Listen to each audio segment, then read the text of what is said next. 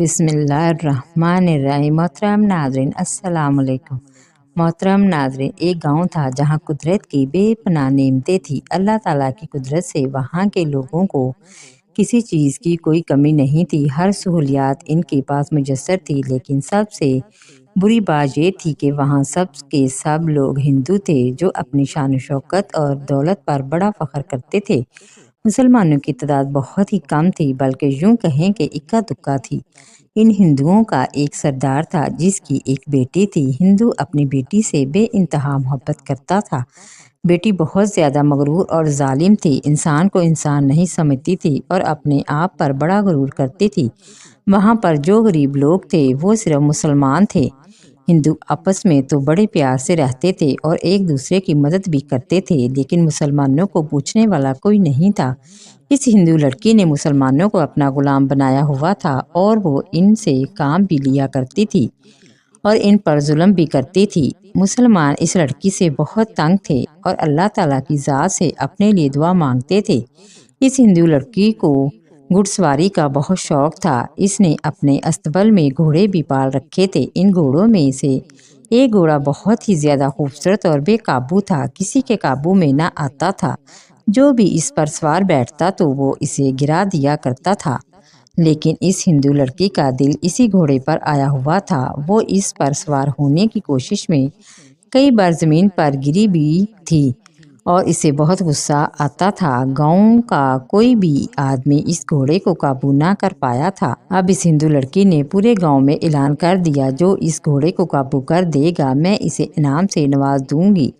محترم ناظرین، اسی گاؤں میں ایک اللہ والی بڑھیا بھی رہتی تھی جو کہ ہر وقت نبی پاک صلی اللہ علیہ وآلہ وسلم پر درود پاک بھیجا کرتی تھی۔ وہ اٹھتے بیٹھتے چلتے پھرتے درود پڑھتی، یہاں تک کہ جب وہ بڑھیا قرآن کی تلاوت کرتی تو چرند پرند جانور اس کے ارد گرد بیٹھ جاتے اور بڑھیا کی تلاوت جھوم جھوم کر سنتے تھے۔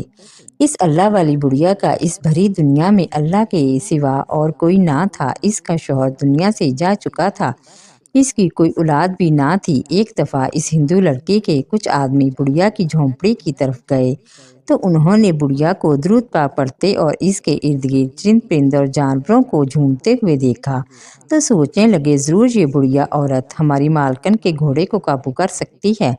وہ آدمی جلدی سے ہندو لڑکی کے پاس آیا اور سارا ماجرا اس کو سنا دیا۔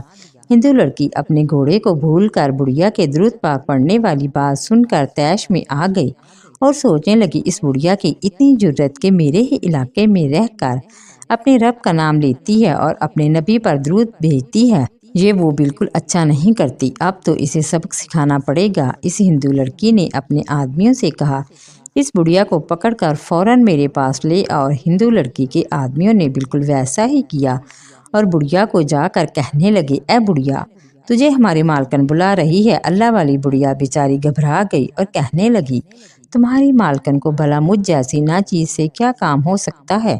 تو وہ آدمی بولے، یہ تو ہمیں نہیں پتا، آپ کو وہیں پر جا کر پتہ چل جائے گا۔ وہ بڑھیا بیچاری جلدی سے اٹھی اور اس مغرور گھمنڈی ہندو لڑکی کے پاس پہنچ گئی۔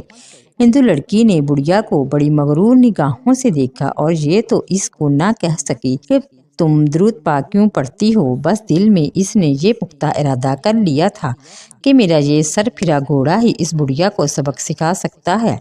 ہندو لڑکی بڑھیا سے بولی، اے بڑھیا، تمہیں میرے گھوڑے کا خیال رکھنا ہوگا اور اس کے چارے پانی کا انتظام کرنا ہوگا اور اس کے بدلے میں تمہیں اچھے خاصے پیسے بھی دوں گی، اور اگر تم نے اس بات سے انکار کیا تو میں اپنے آدمیوں سے کہہ کر تمہاری تکا بوٹی کروا دوں گی۔ وہ بڑھیا بیچاری پریشان ہو گئی اور کہنے لگی، بیٹی ٹھیک ہے، ویسے بھی میرا اس دنیا میں کوئی نہیں اور میرے پاس ایک جھونپڑی کے علاوہ کوئی سہارا بھی نہیں تھا، لیکن آج سے بیٹی میں تیرے گھر کی حفاظت کروں گی اور اس کے چارے پانی کا بھی انتظام کروں گی۔ ہندو لڑکی بولی، تو پھر دیر کس بات کی، تم آج سے ہی اپنے کام میں لگ جاؤ اور اگر تم سے یہ گھوڑا قابو میں نہ آیا تو یاد رکھنا میں تمہارے ساتھ کیا کر سکتی ہوں۔ بڑھیا آنکھیں نیچے کر کے چپ چاپ سن کر وہاں سے اٹھی، کیونکہ اس بڑھیا کا درود پاک پر اتنا یقین تھا، اس کا ایمان تھا۔ وہ بڑھیا دھیرے دھیرے چلتے ہوئے گھوڑے کے استبل میں چلی گئی اور اس بے قابو گھوڑے کو پیار بھری نظروں سے دیکھنے لگی۔ وہ گھوڑا کسی کے قابو میں آنے والا تو نہیں تھا، لیکن اللہ والی بڑھیا کو دیکھ کر پتہ نہیں کیوں سر کو جھکا گیا۔ بڑھیا نے گھوڑے کی پیٹھ تھپتھپائی، اس کو پیار کیا اور اس کو چارہ ڈالنے لگی تو معمول کے مطابق جیسا کہ بڑھیا کی عادت تھی کے ساتھ ساتھ درود پاک بھی پڑھتی تھی۔ کچھ دن تو گھوڑے کو نہ سمجھ آئی، لیکن جیسے ہی بڑھیا ایک دن گھوڑے کے پاس بیٹھی اور گھوڑے کو کہنے لگی، اے میرے پیارے گھوڑے، تمہیں پتہ ہے ہمارے آقا محمد مصطفیٰ صلی اللہ علیہ وآلہ وسلم پر درود بھیجنے کا ہمیں کتنا ثواب ملتا ہے۔ اے میرے پیارے گھوڑے، کیا تم ہمارے پیارے آقا محمد مصطفیٰ صلی اللہ علیہ وآلہ وسلم پر درود بھیجو گے؟ کیا میں تمہیں درود پاک پڑھنا سکھاؤں؟ تو گھوڑا نظریں جھکائے کھڑا تھا، اور جب بڑھیا نے درود پاک پڑھنا شروع کیا تو گھوڑا ساتھ ساتھ جھوم رہا تھا جیسے اس کو کچھ سمجھ آ رہا ہو۔ وہ درود پاک پڑھنے کی کوشش کر رہا تھا۔ بڑھیا کا کوئی آگے پیچھے سہارا تو نہ تھا، اس کا بچہ بھی نہیں تھا۔ اس نے گھوڑے کو ہی بالکل بچوں کی طرح سمجھا، اس کی ایسی تربیت کرنے لگی جیسے وہ بڑھیا کا ہی بچہ ہو۔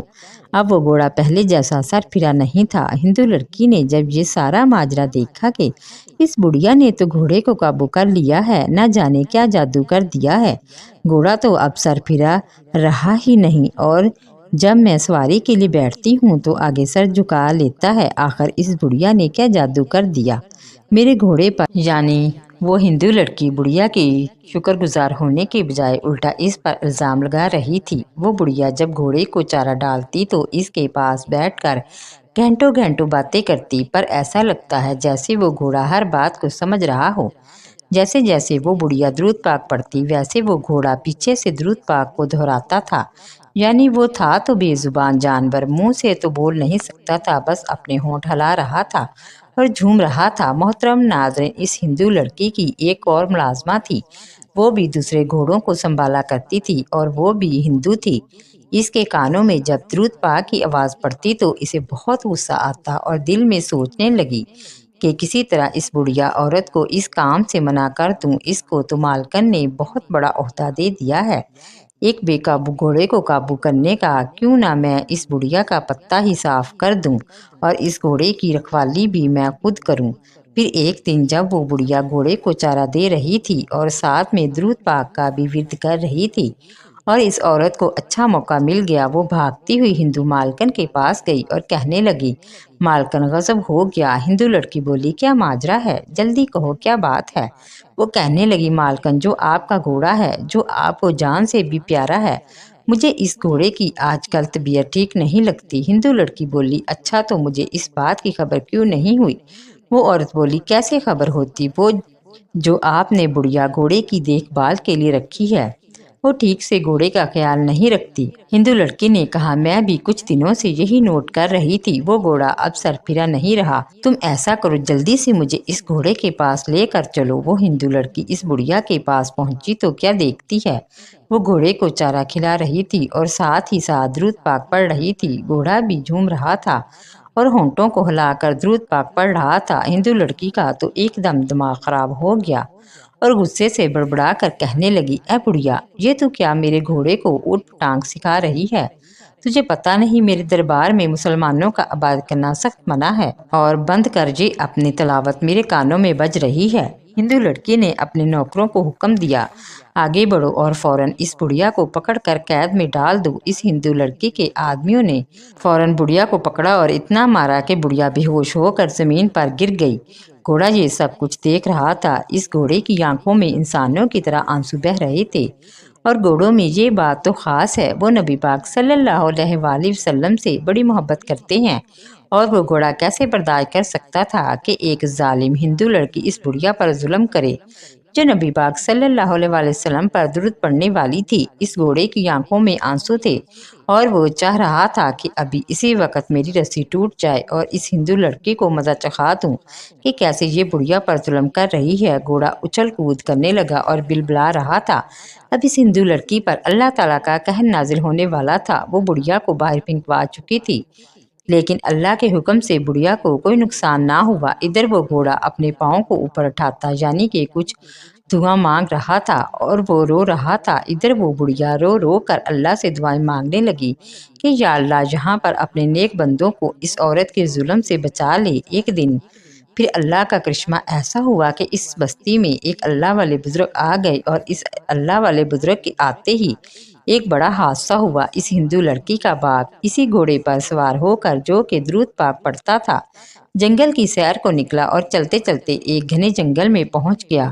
گھوڑے کو بار بار اس بڑھیا کا خیال آ رہا تھا، اور یہی سوچتے ہوئے گھوڑے نے ایک گڈھے میں اس ہندو لڑکی کے باپ کو گرا دیا۔ اس گڈھے میں ایک بچھو نما بہت بڑا جانور تھا، جس نے ہندو پنڈت کی ٹانگ کو ڈس دیا۔ پنڈت کی حالت بہت زیادہ خراب ہو چکی تھی، اور پنڈت کا جسم نیلا پڑنے لگا۔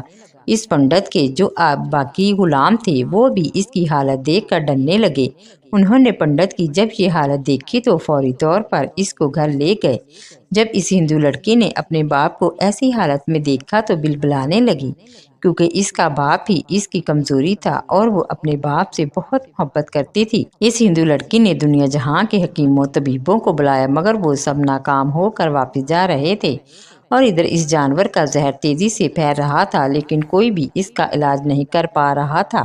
پھر ایک دن ایسا ہوا کہ اللہ پاک نے وہاں ایک درویش اللہ والے کو بھیجا۔ اس درویش نے جا کر اس ہندو لڑکی کے دروازے کو کھٹکھٹایا تو وہاں باہر بڑے بڑے درباری کھڑے ہوئے تھے۔ درویش سے کہنے لگے، کیا بات ہے، کس لیے آئی ہو؟ تو اللہ والے بزرگ بولے، ہندو لڑکی کے باپ کو زہریلے جانور نے ڈس لیا ہے، اور کوئی اس کا علاج نہیں کر پا رہا ہے۔ وہ درباری حیران ہو کر پوچھنے لگے کہ تمہیں یہ سب کس نے بتایا؟ اور ویسے بھی تم تو اجنبی لگ رہے ہو، اور اس سے پہلے تمہیں ہم نے کبھی نہیں دیکھا۔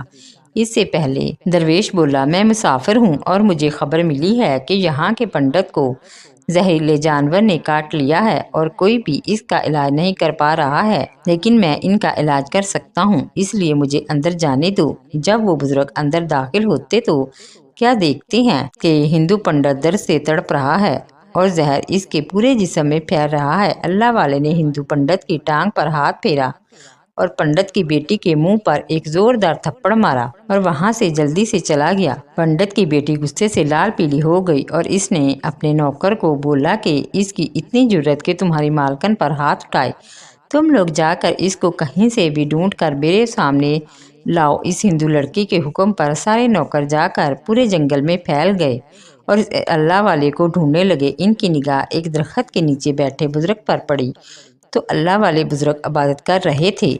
وہ لوگ اللہ والے کو غور سے دیکھنے لگے کہ یہ کیا کر رہا ہے، کہ کس قسم کی بات کر رہا ہے۔ ہم لوگ تو اپنے بتوں کے آگے ہاتھ جوڑتے ہیں، اور یہ تو نہ جانے کس کو سجدہ کر رہا ہے۔ خیر، ہندو لڑکی کے حکم پر انہوں نے اللہ والے بزرگ کو اٹھایا اور اسی لڑکی کے سامنے لا کر کھڑا کر دیا۔ وہ ہندو لڑکی اللہ والے سے کہنے لگی، سب سے پہلے مجھے یہ بتاؤ کہ تم ہو کون، اور تمہاری جرت کیسے ہوئی میرے منہ پر تھپڑ مارنے کی اور میری گستاخی کرنے کی؟ تم نے کیا سوچا کہ تم بھاگ جاؤ گے اور ہم تمہیں پکڑ نہیں سکیں گے؟ لیکن خیر، جو بھی ہوا، اگر تم میرے باپ کا علاج کر دو تو میں تمہیں معاف کر دوں گی، اور تمہیں بہت سارے انعام سے بھی نواز دوں گی، اور میرے پاس بہت سارے قیمتی پوشاک بھی ہیں، وہ بھی تمہیں دے دوں گی۔ اللہ والے بزرگ نے جواب دیا، میں قیمتی پوشاک لے کر کیا کروں گا؟ ہندو لڑکی نے کہا، تم فکر نہیں کرو، میں تمہیں نوکر بھی دوں گی۔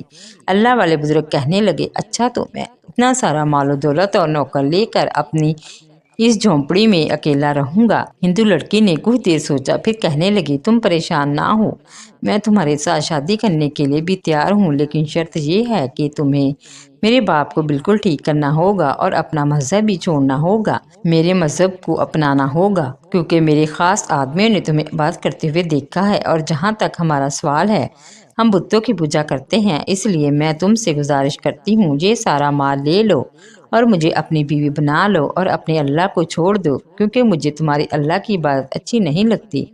اللہ والے اس ہندو لڑکی سے کہنے لگے، فرض کرو ہماری شادی ہو گئی اور ہمارے بچے ہو گئے، تو خدا نخواستہ اگر ان بچوں کو کچھ ہو جائے تو رونا کس کو پڑے گا؟ ہندو لڑکی نے کہا کہ کیسی باتیں کر رہے ہو، ہمارے بچے ہوں گے تو رونا بھی تو ہمیں پڑے گا نا۔